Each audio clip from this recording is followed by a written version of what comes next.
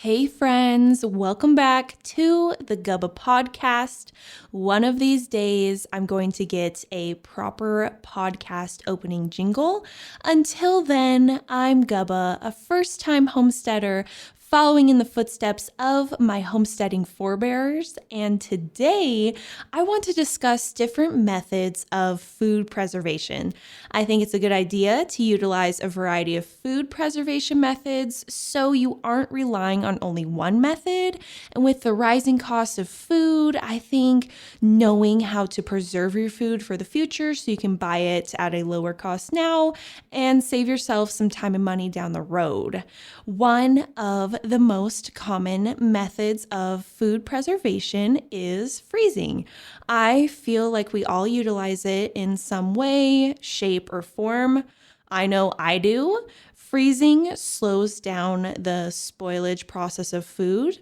And because of the low temperatures, bacteria and yeast growth is slowed, keeping our food safe and edible for longer periods of time as compared to just storing it in the fridge or on the counter. Don't store food on the counter that needs to be in the fridge or the freezer. Oh man, that's like the danger zone. You're just asking for bacteria. But I may be guilty of eating pizza that's been left out from the night before on the counter, but I survived. I would still not suggest doing that, and I'm here to talk about storing food properly. I have 4 freezers on my homestead. I have a chest freezer, a stand-up freezer, and 2 fridges equipped with freezer space. One of the fridges and a chest freezer were left behind when I purchased my homestead, and I utilize the chest freezer for meat for the dogs, dog food, and dog bones. So it's kind of like a dog freezer. And I use the fridge that was left behind for just freezer space because the main part of the fridge needs to be cleaned out. And I haven't gotten to it yet. It's nothing crazy. I just want to get in there and scrub it down. But I haven't had the need to use this fridge space, so I haven't done that yet. My upright freezer is used for meat, frozen vegetables, fruit, lots and lots of butter, and I do have boxed dog food in there. I did a little meat tour on my YouTube, which shows all of the meat that I store in my upright freezer, and I had a lot of fun filming that because I had just picked up meat from my local farmer, and there is definitely not a meat shortage on this homestead. A useful tool that goes hand in hand with freezing is a vacuum sealer. Using a vacuum sealer to seal your frozen food helps keep the food longer. I got my vacuum sealer from Costco on sale, so I would suggest looking there or even Amazon. Amazon is easy. You can find good prices. You will also want to purchase gallon plastic bags and butcher paper for storage accessories. Freezing is so easy, and I love that you can even do freezer meals where you make meals ahead of time, freeze them, then pull them out of the freezer later and have a meal ready to go. You just need to thaw it and cook it. One downfall of freezing as a food preservation method is that if the electricity goes out or the grid goes down, your food now is at risk and you need to make a plan for this kind of situation. I wouldn't suggest using this as your only method of preservation because if you lose electricity for a long period of time, imagine all of the food that will be ruined. That would be such a sad day. I would suggest making meal plans, canning, or if you have a freeze dryer, make plans to freeze dry the frozen goods. So make plans to rotate through your frozen goods and keep them up somewhere else. But you can keep some in the freezer, but just be prepared. If the electricity does go out, you run a risk of losing what's in there. And keep in mind that some foods like vegetables will have to be blanched before you throw them in the freezer. Blanching is a process of scalding the food in boiling water to stop enzyme actions.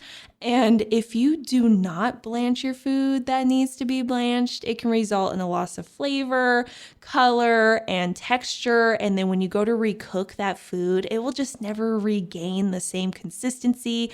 It might seem like it's just never cooked through. It's kind of weird how that works, but blanching is easy and makes it so you can enjoy your food later. So do not skip blanching. I am working on a chart that I will have posted on my website soon to get you started and familiarize yourself with how to blanch and what needs to be blanched. Freezing is an amazing way to preserve food, and another popular food preservation method is canning. In order to safely preserve your food, you have to use the correct method of canning. There is water bath and pressure canning. If you don't properly can your food, you can end up with spoilage or botulism. So make sure to always use the proper method according to what you are canning. Typically, high acid foods like fruit can be water bath canned, and low acid foods need to be pressure canned. So that's going to be like asparagus and your meats. Water bath canning doesn't require any special equipment besides jars and a stock pot, whereas pressure canning, you need an actual pressure canner. A water bath can only heat the food to the temperature of the boiling water, but a pressure canner can heat the food at much higher temperatures, and this works through physics, which is really neat. In a water bath, the acidity and the heat created during processing that allows the food to be safely canned. A pressure canner reaches higher temperatures than boiling water, allowing for low acidic foods to be safely canned. You can also use a steam canner in place of a water bath. I actually prefer a steam canner because you use less water and it takes less time because you don't have to bring a massive pot of water to boil. I have also found water bath canners to be messier with water with the spilling out. So I prefer the easiness of a steam canner, and maybe it's just me with the water bath canner being messy, but I don't know. I'm kind of messy in the kitchen, so maybe it's just me, but I love my steam canner. And canning is a great way to preserve foods. As we all know, you can make soups, pickled goods, canned meats, beans, vegetables, and so much more with canning. Nothing like lining your pantry shelf with your own canned items. Also, having meals ready to go when you're in a hurry or don't feel like cooking is so nice. Plus, like jams, they make the cutest gift. I love receiving homemade gifts. So I'm all about that, and I'm all about efficiency when it comes to cooking. So that's why I love freezer meals and canned meals because they save me time. Having canners on hand are a great self-sufficiency tool. You can order them off of Amazon, and I don't see the prices getting any cheaper. I ordered my All-American pressure canner about a year ago at $320. It is now $379, so it's gone up about $60. There was also a canning supplies shortage the past few years. So when you see supplies, get what you need plus a little extra. You know, I love prepping and stocking up. You aren't supposed to reuse canning lids. So it is never a bad idea to purchase more canning lids when you can find them and afford them. Tatler also makes reusable canning lids. I haven't used them yet, but I've seen a lot of positive reviews about them. I would also suggest only using recipes from trusted canning sources like the Ball Blue Book of Canning and other canning guides that have been tested. There's also the online National Center for Home Food Preservation, which is a great, amazing resource whenever you are wanting to can something. I still only use verified canning recipes, and they have been great, so I haven't had any reason to venture away from that. Another method of food preservation is dehydration. So dehydrating is the process of removing moisture from food and bringing the moisture content to low levels. By removing moisture, you extend its shelf life because bacteria won't be able to thrive in the low moisture levels. You can dehydrate goods in the sun in the summer or purchase an actual dehydrator that you can keep in your kitchen. Dehydrated food has been known to last up to 10 years, but it is best to use it up within a year. So keep your dehydrated goods circulating through your food storage. You can store dehydrated goods in jars and then vacuum seal the jars to extend the longevity. I wouldn't store dehydrated goods in Mylar bags due to moisture still being present.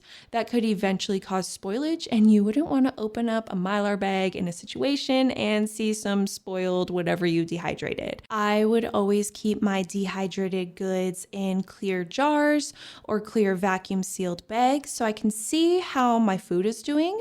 You can dehydrate meats, fruits, vegetables, eggs, herbs, and more. So much more. Dehydrators range in price, but even the cheaper models have great reviews and people have good luck with them.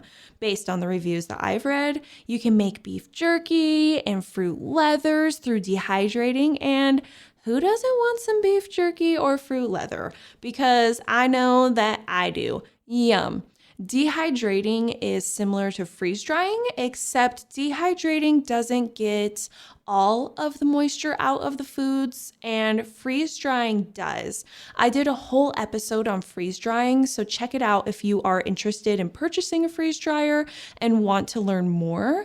Freeze drying uses sublimation to extract all of the moisture from the food, so the liquid goes from a solid straight to a gas without going through a liquid phase. It's pretty neat. I love that sort of physics stuff because all of the moisture has been extracted from the food. You can store the food for long periods of time, like up to 30 years. You will need an actual freeze dryer to freeze dry goods. So I would suggest checking out Harvest Right because they made a home freeze dryer and I absolutely love mine. You can freeze dry just about anything: meat, milk, vegetables, fruit, ice cream, candies like Skittles. Oh man, the sky is really the limit. And a benefit of freeze drying is that the nutrients are almost all preserved. Other methods of food preservation, like canning and dehydrating, lose nutrition value through their processes, but the process of freeze drying preserves almost all of the nutrients. Even after 30 years, those nutrients are going to be preserved. And I think that's so cool. I love that. I love a lot in food preservation, and that's one of the things I love. If you are looking to extend the shelf life of what you have in your fridge and other goods in your pantry, I would suggest a vacuum sealer. It's such a simple tool, and I have always stored my fruits and vegetables in glass jars in the fridge, which extends their shelf life as compared to just storing them in the containers they come in. Recently, if I buy excess of fruit or cheese, I vacuum seal them. So I'll vacuum seal the excess fruit in glass jars and they last for a long time, or at least until I get to them. I could just freeze them, but this is for products that I intend to eat soon, but not soon enough. And I don't want to freeze them and possibly lose their integrity and texture, if that makes sense. You can also vacuum seal cheese in a vacuum seal bag to help it remain fresh.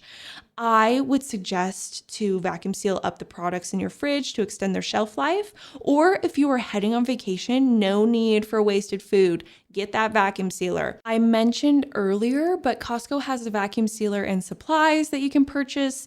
It will go on sale randomly throughout the year, so keep an eye on your local Costco. Amazon also has options as well. I got my lid accessories from Amazon because it didn't come with my Costco vacuum sealer. The lid accessory allows me to vacuum seal jars, and I would definitely recommend getting one for regular mouth jars and one for wide mouth jars. Times are getting a little wild, and it's always good to take steps towards being self-sufficient. And I think learning how to preserve your food and procuring the necessary tools to do so may be something you will thank yourself for later.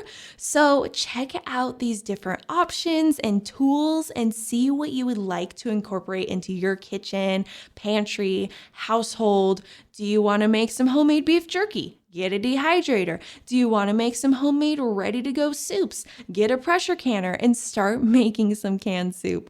Well, I hope you enjoyed this podcast, and thank you so much for spending your time with me. Make sure to check out gubbahomestead.com for more homesteading and preparedness information. And in the meantime, don't do anything a Gubba wouldn't do.